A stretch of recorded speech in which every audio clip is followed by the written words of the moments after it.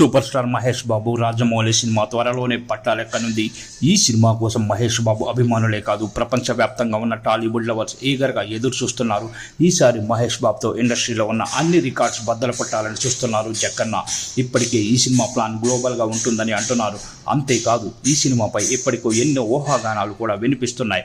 African forest నేపథ్యంలో ఈ cinema ఉండే అవకాశం ఉందని అంటున్నారు. మరోవైపు ఈ సినిమాలో రాజమౌళి రామాయణం టచ్ కూడా ఇవ్వనున్నారని గుసగుసలు వినిపిస్తున్నాయి. ఇక ఈ సినిమాలో నటించే హీరోయిన్స్ గురించి కూడా ఆసక్తికర చర్చ జరుగుతోంది. మొదట్లో విదేశీ నటి ఈ సినిమాలో చేస్తుందని టాక్ వినిపించింది. ఆ తర్వాత దీపికా పదుకునే పేరు కూడా తెరపైకి వచ్చింది. రీసెంట్గా గ్లోబల్ బ్యూటీ ప్రియాంక చోప్రా పేరు గట్టిగానే వినిపిస్తోంది. అంతేకాదు, ఈ అమ్మడు రీసెంట్గా హైదరాబాద్లో కూడా ల్యాండ్ అయింది. అమెరికాలో ఉంటున్న ప్రియాంక సడన్గా హైదరాబాద్లో అడుగు పెట్టడంతో ఆమె మహేష్ సినిమా కోసమే వచ్చిందని ఫిక్స్ అయ్యారు కొందరు అభిమానులు. ఇదిలా ఉంటే ఇప్పటికే మహేష్ సినిమా గురించి చిన్న చిన్న హింట్స్ ఇస్తున్నారు రాజమౌళి. ఆ మధ్య కెన్యా అడవుల్లో లొకేషన్స్ వేటకు వెళ్లారు. ఆ తర్వాత ఓ సింహం ఫోటోకి మహేష్ బాబును ట్యాగ్ చేశారు. ఆ పోస్ట్ సోషల్ మీడియాను షేక్ చేసింది. అంతేకాదు, సినిమాపై అంచనాలను తారాస్థాయికి తీసుకెళ్లింది. తాజాగా మరో ఇంట్రెస్టింగ్ పోస్ట్ షేర్ చేశారు రాజమౌళి. ఈ పోస్టులో సింహాన్ని లాక్ చేసినట్టు చెప్పారు.